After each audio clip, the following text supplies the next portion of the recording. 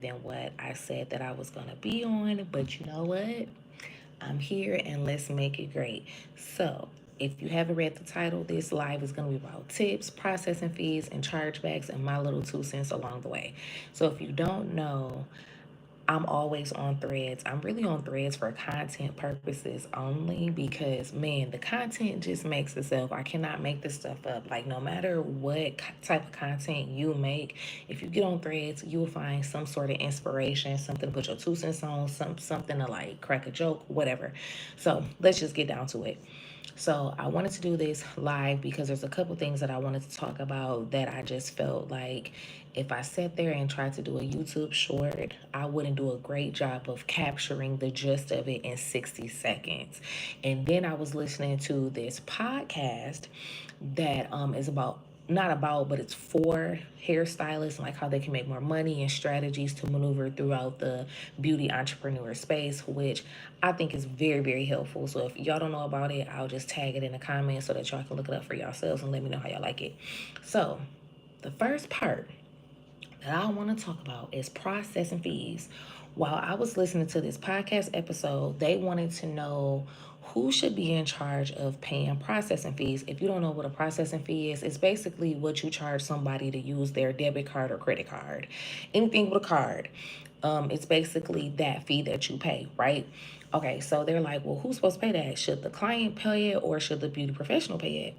And her take was, you first of all, she suggested that you look into the state that you are in first to see if it's illegal or if it's legal, and then based on that information move forward or move accordingly, right? So it made me think like, I should see if it's illegal in Michigan for clients to pay processing fees. Now, granted, I only did a brief Google search, meaning like I just kind of hit the brief points and I really didn't get into it. But it says that it's not illegal for Michigan to charge clients processing fee. So that means that we can charge it. But in my opinion, I just feel like why should a client have to pay a fee? I feel like if there are any fees that have to do with payment, I just feel like it should be rolled into the price of the service, and they don't even know about it. They don't even see it. They just don't. They just don't. Her suggestion was exactly the same thing too. She said that like basically if your processing fee is like 1%, 3%, or whatever it is, then you need to increase your prices by I think like maybe 10% or your overall income by 10% to basically cover that processing fee. And I agree because why are clients paying you to use their card? They already paying you for their service. Why do they have to pay to swipe their card? Hello, Rebecca Hamilton. I don't know how to say your last name. Sule. I don't have to tell me. But I just feel like I'm not understanding why clients would have to pay a processing fee. For me personally, I have been behind the chair as a solo hairstylist and I've also done like chain salons and all of the things, right? And I just feel like when they're paying, those clients don't see that. They don't see the processing fee. Now, whether the processing fee is rolled into the pricing structure, I'll never know because I was never on that side of the business. But in my opinion, I just feel like, why? Just why? Which leads me into my next thing. My next thing is about tips. I wish that I could show y'all pictures of like where I got this stuff from, but apparently I can't go live on YouTube on my laptop. So, anyways, but basically, someone said, so if tips are required, is that a part of the service? Question mark, question mark, question mark. And I said, you right. I'm with you when you right. Because if y'all are expecting tips, why is that not a part of the service? Or excuse me, why is that not a part of the price of the service? I'll never understand beauty entrepreneurs who require a tip. Asking for a tip, in my personal most humblest opinion, I feel like it's just tacky. Like, I just feel like if someone wants to tip you, that's great.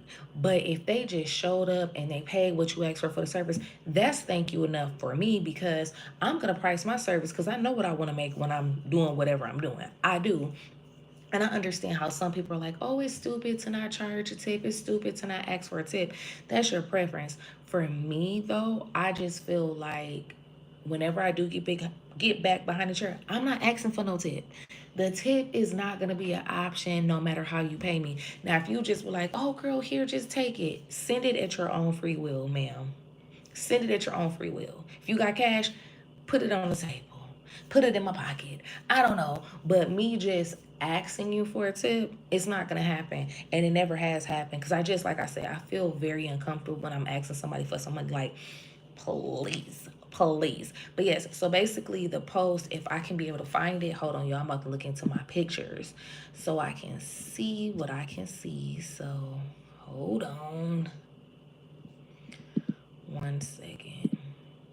Wow, it needs to sync. But when I find the pictures, I am gonna see. I just feel like a lot of these new stylists, these new makeup artists, whatever, these new beauty entrepreneurs, they are coming up with so many rules that is just like, y'all are insufferable. Hey, Sasha.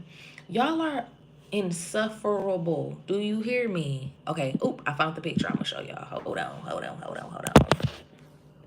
So, well, dang, I can't turn the camera around because I don't know how to do that.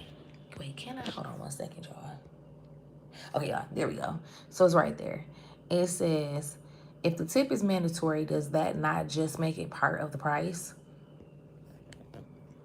And in my opinion, I feel like if it's mandatory, it should be a part of the price then.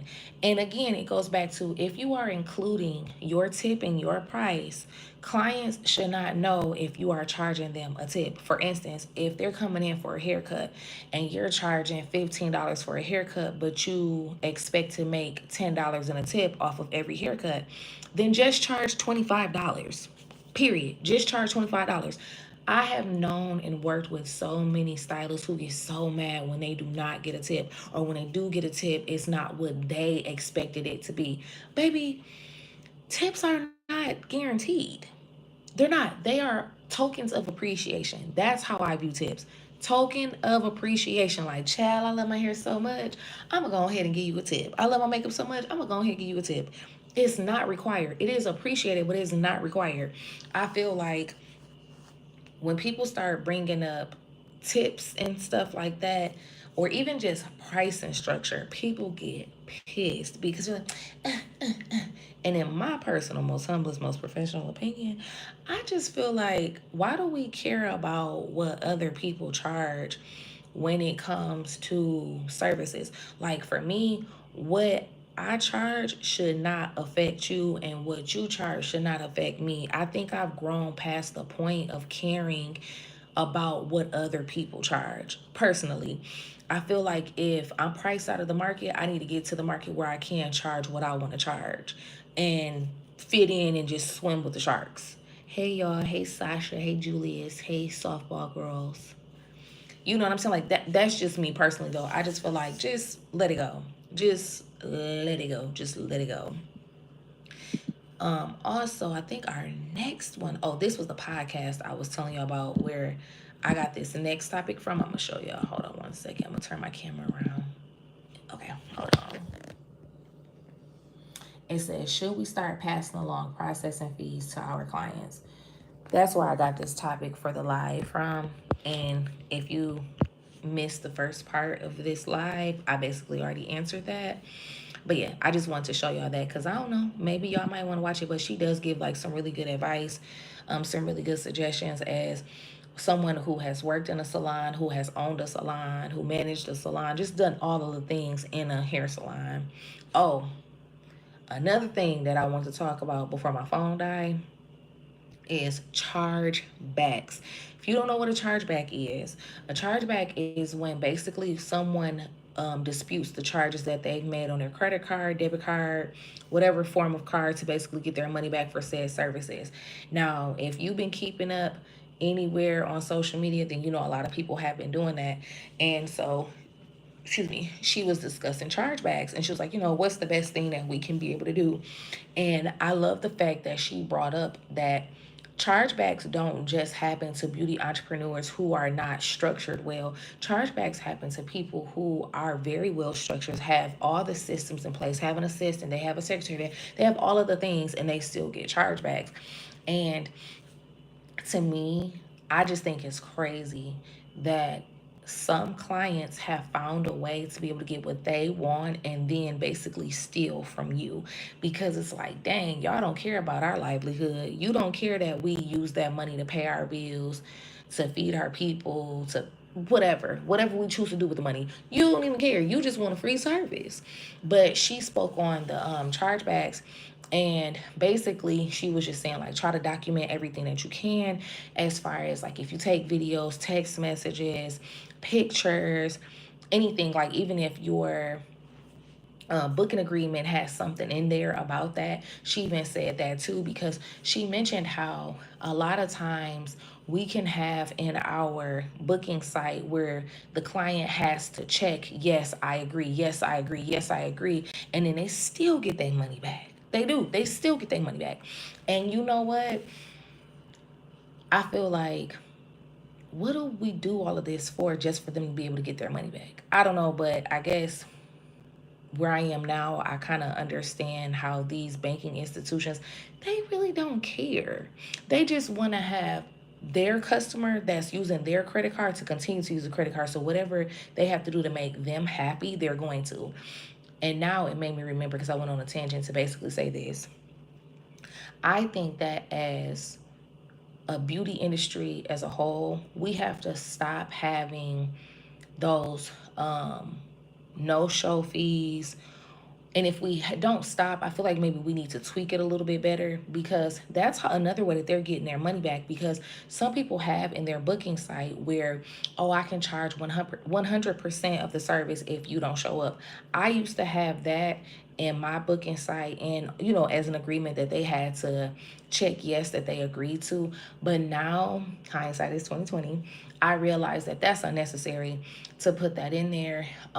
Thank God I haven't had a no call no show before, but I just feel like you got to stop, because in one of the agreements, when you start reading these creditors agreements of how they can be able to get their money back, is if there was no service provided, no matter what your contract says, no matter if they signed it, no matter if they took a picture while they were signing it, they can still get their money back, because no service, no product was being provided. And this is why I think, as a beauty industry as a whole, we have to stop charging full service for no call, no shows. If you're going to charge a retainer, or if you're going to charge a deposit, whichever word that you choose to use, whatever, because people get in an uproar about using deposit versus retainer. If you're going to charge that, charge that, but don't charge their card if they are not showing up to that appointment. I know it hurts you, and I know that it's like, dang, I could have got this done, I could have did this, could have that. Oh well. I would rather lose a little bit of money than lose a whole lot of money. Because one thing that she brought up too was that if you have way too many disputes with these creditors, the people who lend you money, PayPal, Square, all of this, they will stop doing business with your business, because they're like, it's too many people that are doing chargebacks. So what's going on over here? Even if you are right on your end and you cross all your T's and you dotted all your I's, if people continuously do chargebacks, they're gonna be like, I'm not working with this person, because they're a liability at this point. I know that I was like rambling really bad, y'all, but I hope that you got the points. If there's anything else that you want me to talk about on live, please let me know in the comments. And if you resonate with anything that was covered in this live, please let me know. And hopefully I'll be back maybe next week, or maybe sometime sooner. I don't know. But just, share the live and comment and all that other good stuff. And remember that it's you that makes you beautiful. And I will see you guys in the next one. Bye.